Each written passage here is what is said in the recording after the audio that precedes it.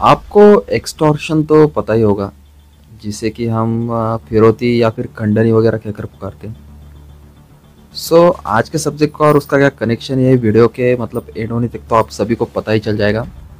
आज के वक्त में पॉलिटिक्स हो या फिर सुप्रीम कोर्ट वगैरह हो या फिर सोशल मीडिया का ट्रेंड भी हो, इन सभी पर इलेक्ट्रोल बॉन्ड्स के बारे में ही चर्चा हो रही है।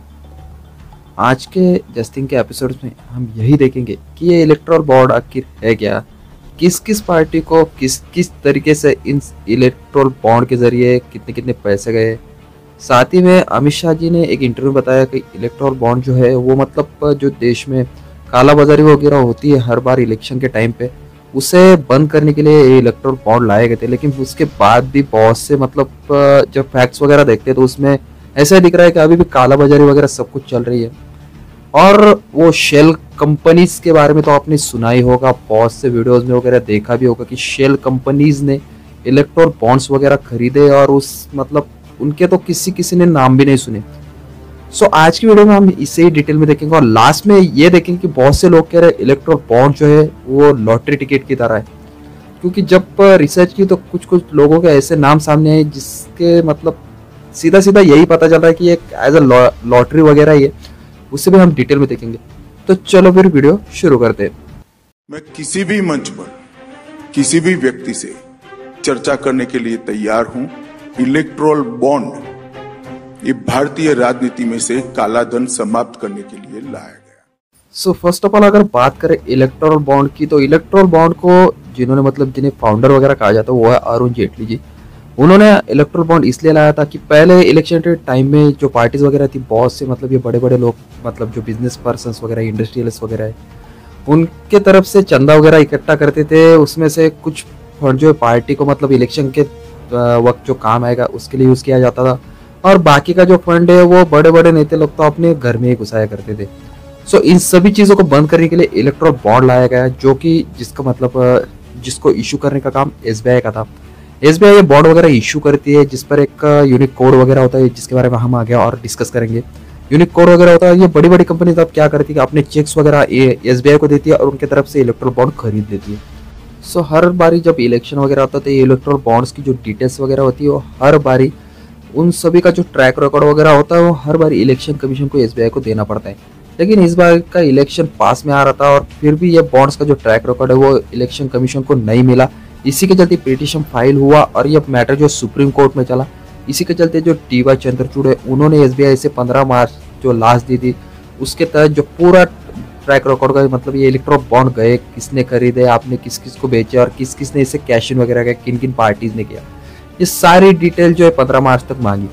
और इसी के चलते एसबीआई ने ये रिकॉर्ड वगैरह सामने दिया।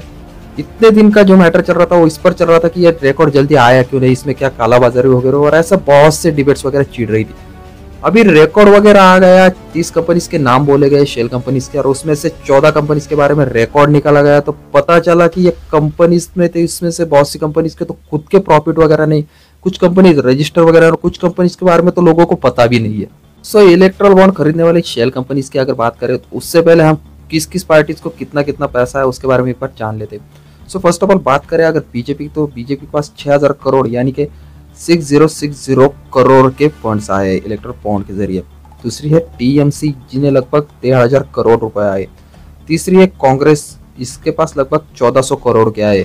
बीआरएस की बात करें तो लगभग 1200 करोड़, बीजेडी 750 करोड़ यानी कि 750 करोड़ के आसपास, डीएमके 640 करोड़ के आसपास, आपके पास 65 करोड़, और सबसे कम आए एआईएडीएमके लगभग 6 करोड़ रुपए।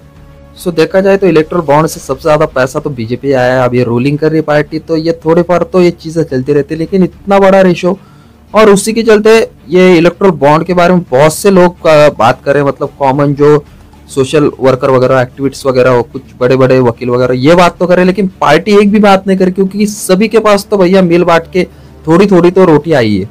इसी वजह से इस चीज पर बाकी कोई भी पार्टी बात नहीं कर रहा। और जो मतलब जिन लोगों को जो डेमोक्रेसी को प्रोटेक्ट कर रहे हो, वैसे तो अभी तो डेमोक्रेसी का तो ऐसा हाल हो गया, कोई आ रहा है और उसको उछालते चले जा रहा है, लेकिन जो हाल लोगों से कुछ लोगों से देखा नहीं जाता वही इसके बारे में बात कर रहे हैं। अभी बात करें इन सारे कंपनीज के बारे में, लगभग ये 30 कंपनी से उसके मतलब 14 जो कंपनी के वो रिकॉर्ड जो है एसबीआई ने पब्लिक कर दिए, जिसके तहत मतलब आपको पता चल जाएगा ये लॉटरी टिकट का मैंने सबसे बड़ा क्या बोला था, और फिरौती एक्सटॉर्शन के बारे में मैं सबसे पहले मेंशन किया था वो किसकी वजह से। सो फर्स्ट ऑफ ऑल बात करें तो उसमें सबसे पहले सबसे ज़्यादा एक कंपनी ने सबसे ज़्यादा इलेक्ट्रल बॉन्ड मतलब ज़्यादा पैसे खरीदे, वो है future gaming and hotel services private limited. इस कंपनी की अगर बात करें तो इस कंपनी के जो ओनर है मतलब इसके जो को फाउंडर वो सैंटियागो मार्टिन, जिन्हें इंडिया का लॉटरी किंग भी कहा जाता है। और ये जो इंसान ये सीबीआई ईडी इन सभी के रडार के ऊपर है। जो 1998 का जो लॉटरी का जो एक्ट है उससे भी मतलब इस आदमी ने उसका भी उल्लंघन वगैरह का, इसके ऊपर मतलब ये जेल भी जा चुका है ये आदमी, और इसे इंडिया का लॉटरी किंग कहा जाता है। ऐसा मतलब देखो ना, कोई भी आए और इलेक्ट्रल बॉन्ड खरीद जाए, ऐसी सिचुएशन है। और इसकी जो होटल सर्विसेज ये जो कंपनी है रियलिटी में देखा जाए तो सीधा सीधा सट्टा वगैरह चलाती है, लॉटरी वगैरह बेचती है। हमारे डेमोक्रेसी का हाल क्या है आप इनसे ही अंदाजा लगा सकते हैं कि ये कोई भी आ सकता है, कोई भी क्रिमिनल कर मुंह उठाकर चलाएगा। और क्रिमिनल रिकॉर्ड इस आदमी का है तो अदर जो कंपनीज के मतलब अभी तो रिकॉर्ड सामने आएंगे, तो इनको सभी को हम डिस्कस नहीं करेंगे क्योंकि बहुत लंबा काला चिट्टा है, उनके बारे में डिटेल में रिसर्च करते बैठेंगे तो आप बोर हो जाओगे। इसी आदमी से आप अंदाजा लगा सकते हैं कि अदर कंपनीज के भी क्या हाल होंगे। अभी थोड़ा सा और एक चीज आप इसमें नोटिस कर रहे होंगे कि बहुत से कंपनी के खुद के प्रॉफिट के मैंने सबसे पहले मेंशन किया था, खुद के प्रॉफिट के वादे, लेकिन फिर भी पार्टी को भर भर के चंदा दे रहे हैं। अभी वो कैसे उसके बारे में डिस्कस करते हैं। उसमें आपको एक कंपनी दिख रही होगी quick supply chain private limited. First of all इस कंपनी के बारे में किसी को भी नहीं पता था। जब इसके बारे में मैंने रिसर्च की, उसके जो मतलब फाउंडर वगैरह देखे तो इनके लिंक जो डायरेक्टली रिलायंस के तरफ मतलब रिलायंस से मिलते जुलते देख रहे हैं, मुकेश अंबानी की जो कंपनी उसके साथ में। इस कंपनी का ऑल ओवर अगर प्रॉफिट आप देखते हो तो वो लगभग 109 करोड़ रुपए का।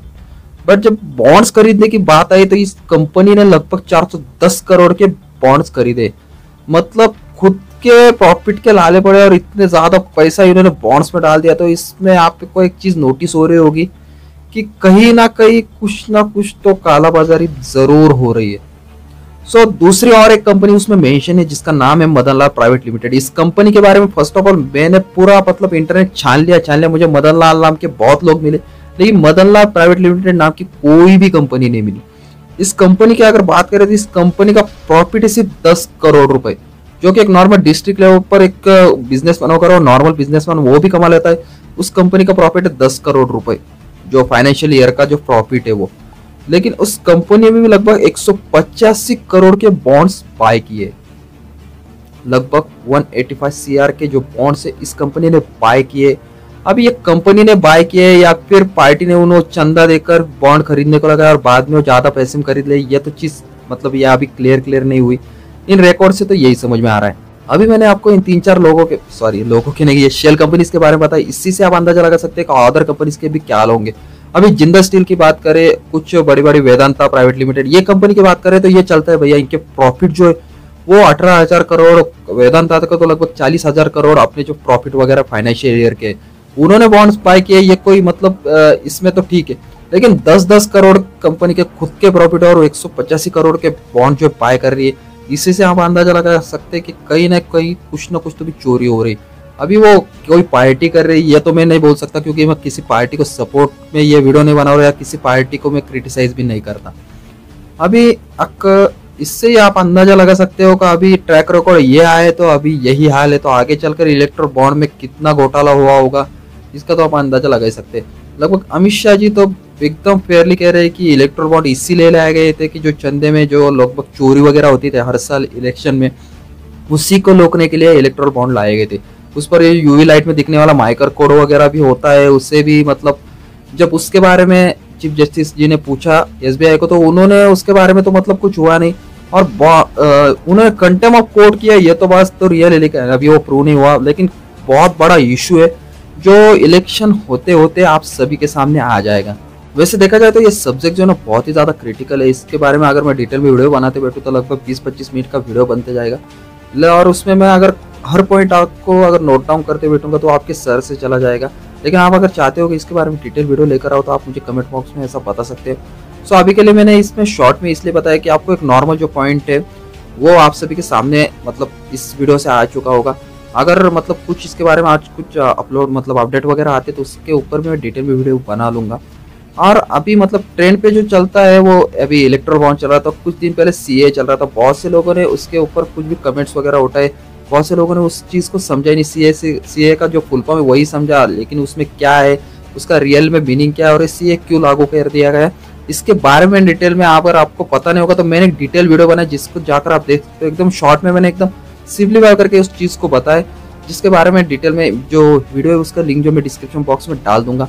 आई होप कि आप सभी को ये वीडियो अच्छा लगा होगा। वीडियो अच्छा लगे तो वीडियो को लाइक कीजिए। इसके बारे में अगर आप डिटेल में जानना चाहते हो तो मुझे वैसा भी कमेंट सेक्शन में बता दीजिए। And thanks for watching.